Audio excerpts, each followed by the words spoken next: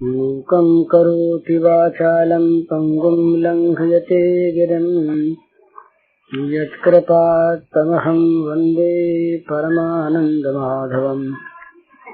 श्रीमन्मदनगोपालं वृन्दारण्यपुरन्दरं श्रीगोविन्दं प्रपद्येऽहं दीनानुग्रहकालकम्। वंशीविभूषितकरान्नवनीरदाभात् पीताम्बरादर्णबिम्बफलाधरोष्ठात् पूर्णेन्दुसुन्दरमुखादरविन्दनेत्रात् कृष्णात् परं किमपि तत्त्वमहं न जाने। नवजलधरवर्णं चम्पकोद्भासिकर्णं विकसितनलिनास्यं स्फुरन्मन्दहास्यम्। कनकरुचिदुकूलं चारुबर्हावचूलं कमपि निखिलसारं नौमि गोपीकुमारम्। यदि हमें संसार के भोग विषय प्यारे मालूम होते हैं, इनके हटने पर दुख होता है, इनके प्राप्त होने पर सुख होता है, इनके प्राप्त होने की संभावना में सुख मिलता है, नष्ट होने की संभावना में दुख होता है, समझना चाहिए कि हम अब तक विषयी हैं। विषयी का स्पष्ट स्वरूप है। साधक का स्पष्ट रूप यह है, साधक विषयी की ठीक विपरीत दिशा में चलता है। विषयी जिस चीज को चाहता है, साधक उसको नहीं चाहता, इसलिए वो कभी कभी अपमान का वर्ण कर लेता है। एक रविंद्र बाबू ने एक काव्य लिखा है, उसमें कबीर जी पर एक प्रसंग है। शायद पहले मैं कह भी चुका हूँगा, अब तो शायद नहीं कहा। कबीर जी रहते थे मगहर में, इनका बड़ा नाम हो गया, बड़ी प्रतिष्ठा हुई। प्रतिष्ठा और ख्याति जो है ना, ये साधक के लिए और आदर्श के लिए, सिद्ध के लिए भी ये बड़ी घातक चीज।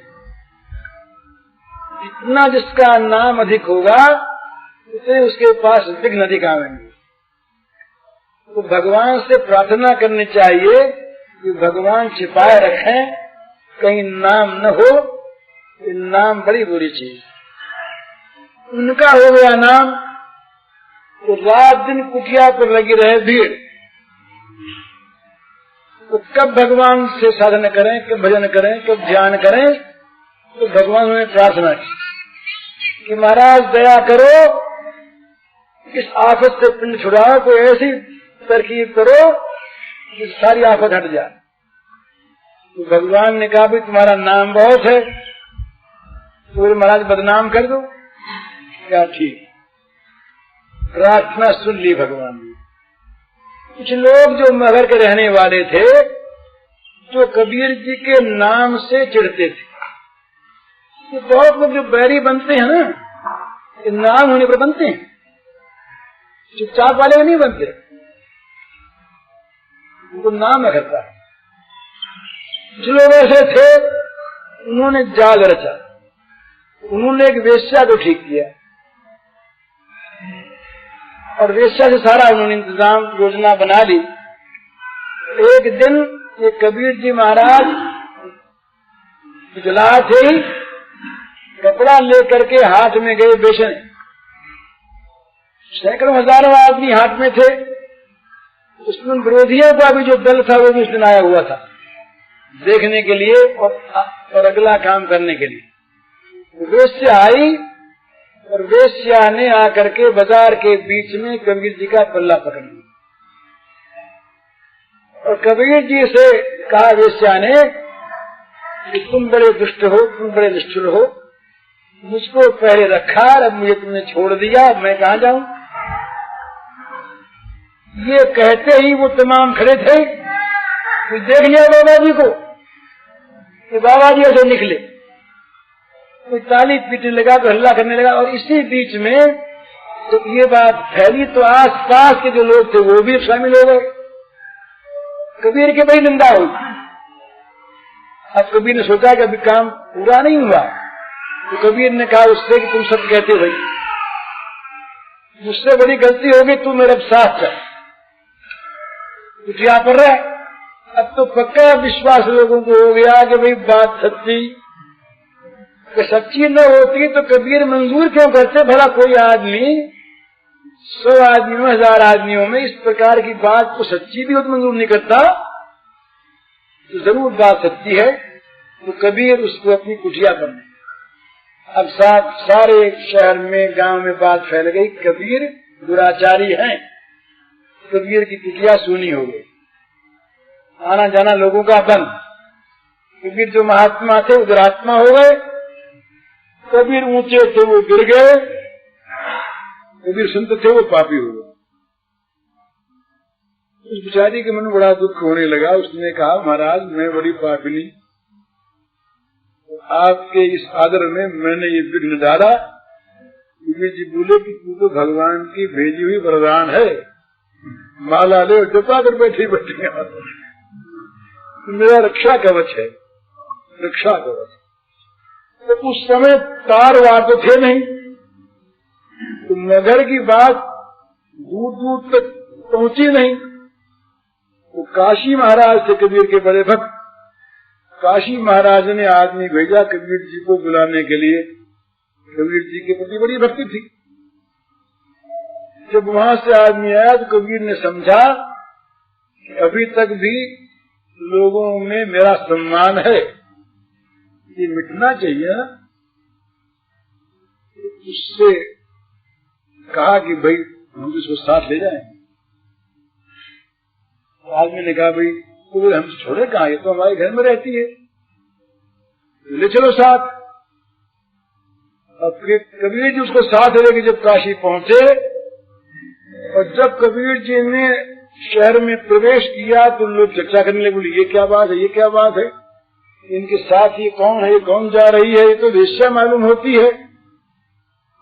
बोले साधु वाधु ऐसे सब नीच होते हैं, बदमाश होते हैं। चर्चा शुरू हो गई।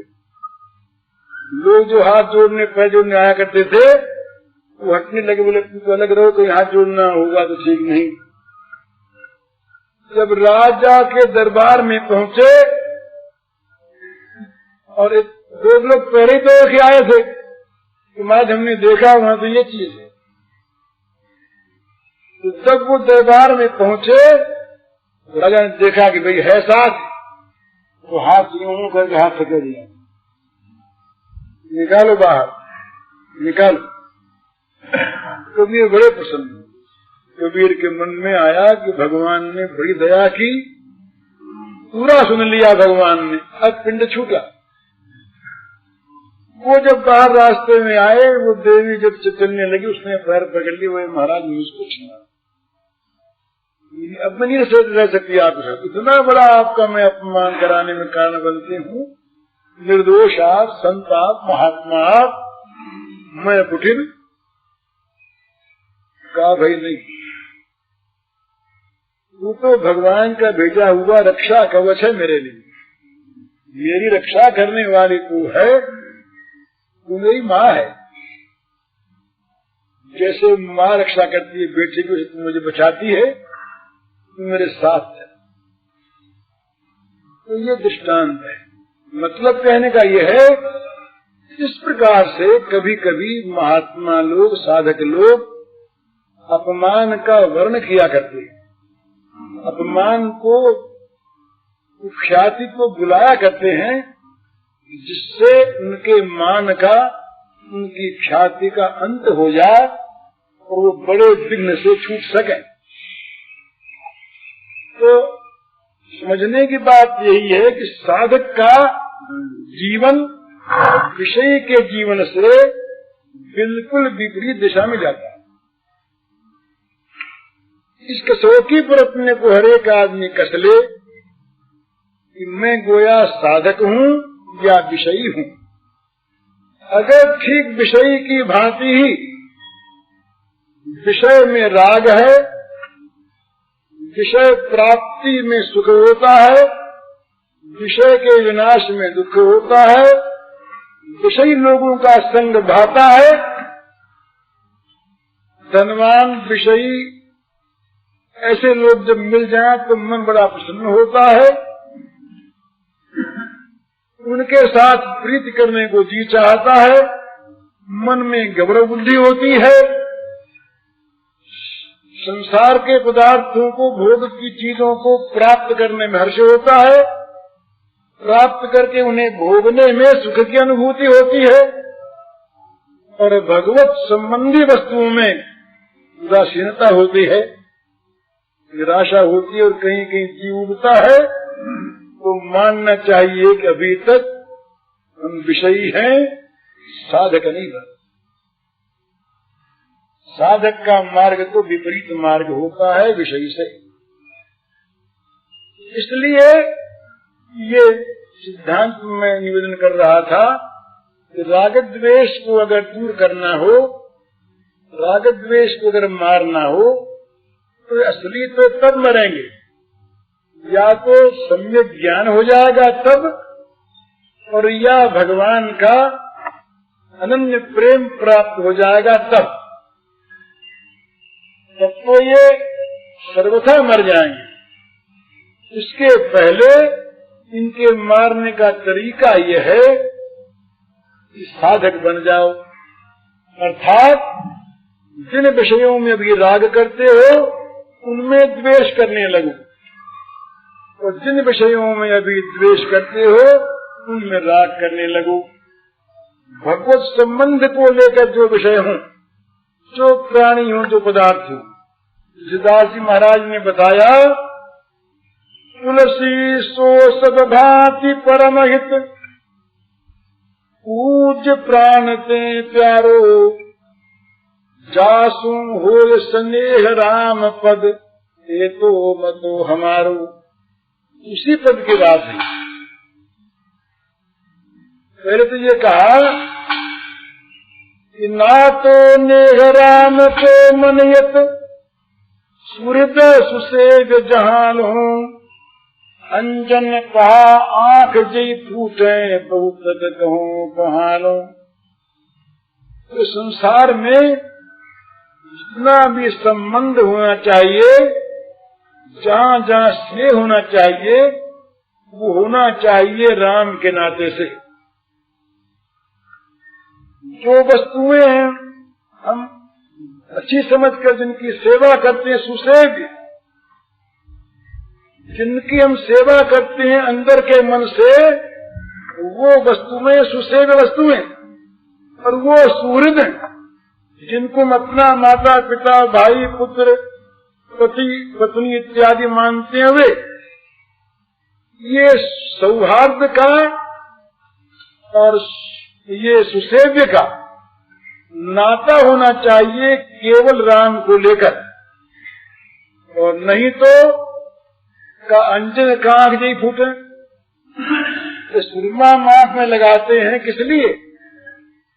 रोशनी बढ़े, और जिस सुरमे से आंख फूटती हो वो सुरमा तो मूर्ख भले लगावे। जो हमारे सुसेव्य हैं, जो हमारे सुहृद हैं, उनके संग से अगर हम राम विमुख होते हो तो बलवान छोड़ने वाला सुरमा है। तदीय काई कोटि बैरी समझते परम स्नेही, वो परम स्नेही भी है, तो करोड़ बैरियों के समान उसका परित्याग कर दो। इसी पद के अंत में कहा, तुलसी सो सब भांति परम हित, पूज्य प्राण ते प्यारो।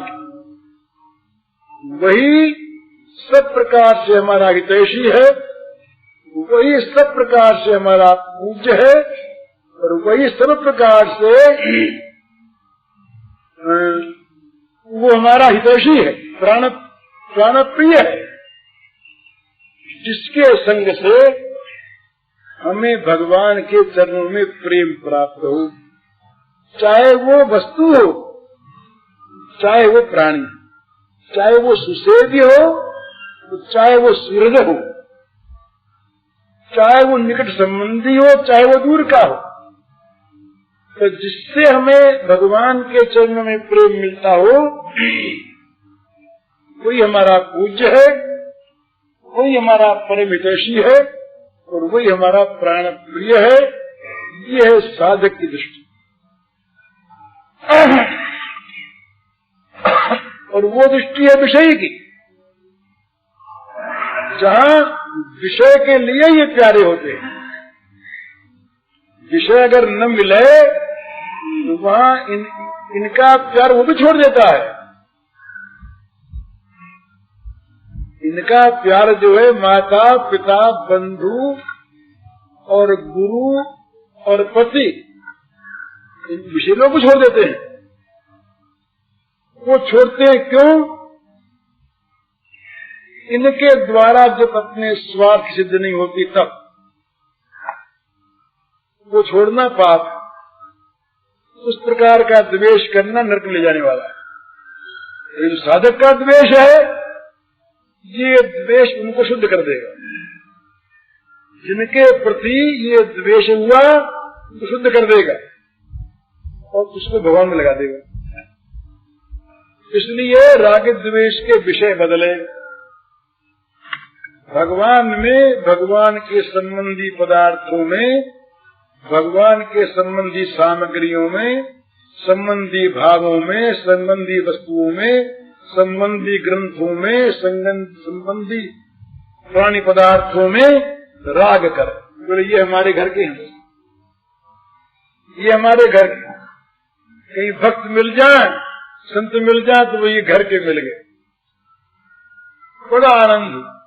कि भगवान की बात सुनने को मिल जाए तो बस बड़ा आनंद। सुनाने वाले के प्रति वो कृतज्ञ हो जाए कि बस और क्या चाहिए। तो परम हितैषी हमारा है।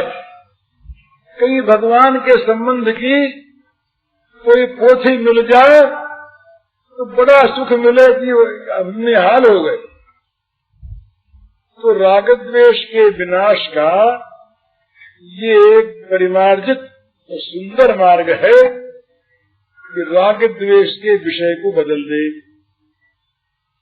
भगवत संबंधी विषयों में राग करे और भगवत विरोधी विषयों में द्वेष करे।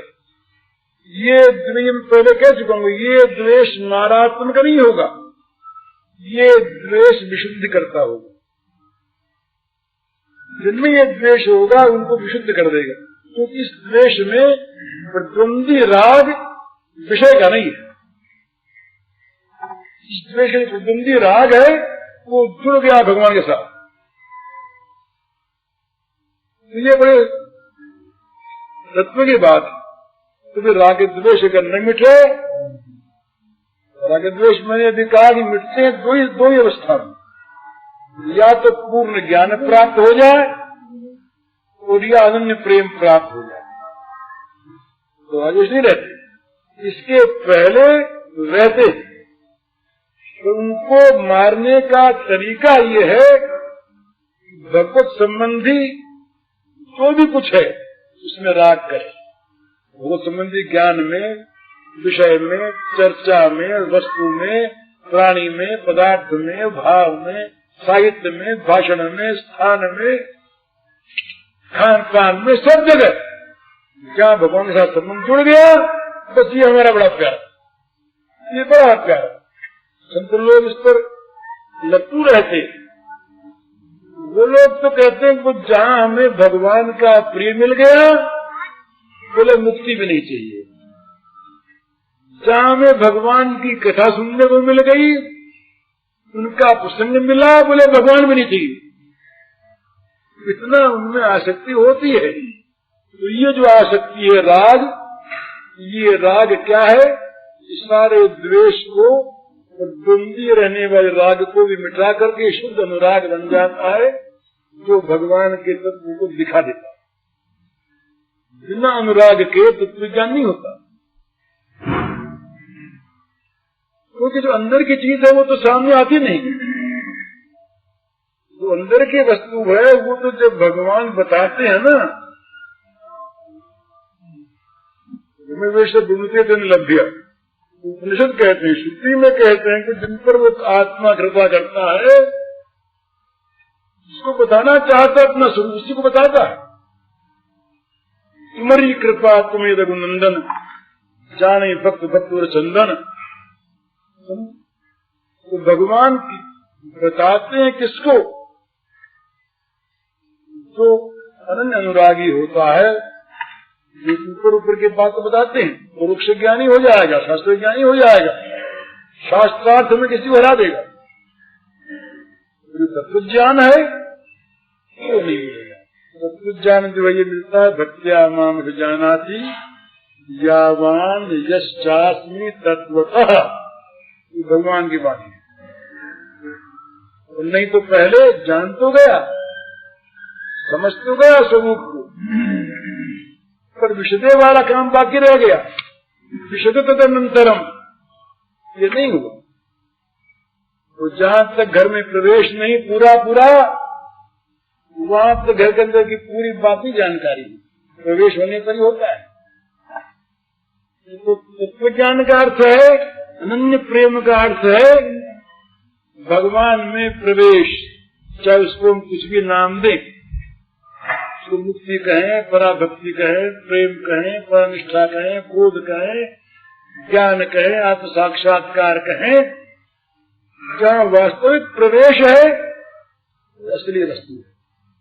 इस प्रवेश की प्राप्ति नहीं होती, राग द्वेष रहती, और राग द्वेष का नाश नहीं होता विषयों में राग द्वेष करते। उनसे बचो, उनके विषय को बदलो।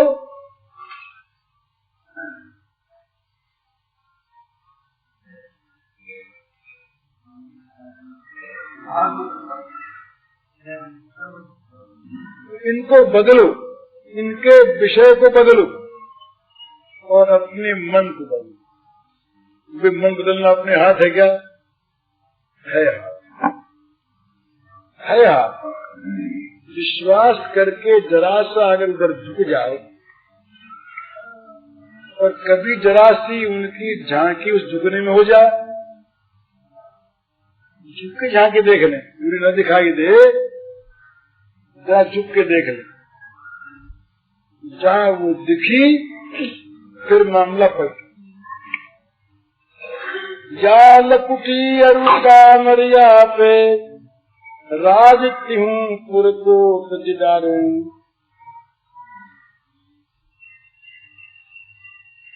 आठों सिद्धि नमो निधि को सुख नंद की गाय चराय विसारू। रस खान सदाई नैनन सो ब्रज के बन बाग तराग निहारू। ओट नहूं कल धौ तक धाम करी लगी कुंजन परवारो। है क्या हुआ? रसखान का जीवन था विषयानुरागी, कहीं अवैध प्रेम था, अवैध प्रेम था, आसक्ति का प्रेम था। किसी ने बताया कि तुम प्रेम क्यों करते हो उससे? इसलिए करते हैं कि वो सुंदर है। तो हम तुम्हें अगर सुंदर अधिक बताओ तो फिर बताओ ना। वो था भक्त, कोई महात्मा था, वो ब्रज में ले गया उनको। श्याम सुंदर की उन्होंने जरा सी झांकी दिखाई, बस। तो झांकी दिखाई कौन सी? वो कोई राजवेश की नहीं, या लकुटी और कामरिया पे कांधे पर वो काली कंबल डाले, बाल गोपाल, हाथ में लकुटी लिए, बंसरी को कमर में खोसे, सींग काख में दबाए, दो बच्चों के पीछे पीछे जा रहे हैं। रसखान से कहा देखो देखो। रसखान ने देखा, देख कर स्थान पर या कामरिया पे राजती बस बदल। तो उसने लोगों से कहा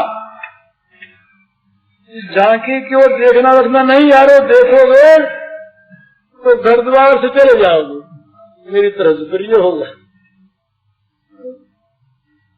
कहा भाग जाओ, ये आ रहा है, ये जादू का खिलौना आ रहा है, इसे कहीं देख लिया फिर अपने आपे में रहोगे नहीं। रसखान के जो पद हैं उसमें देखिए आप, रसखान ने बड़ी बड़ी चेतावनियां दी।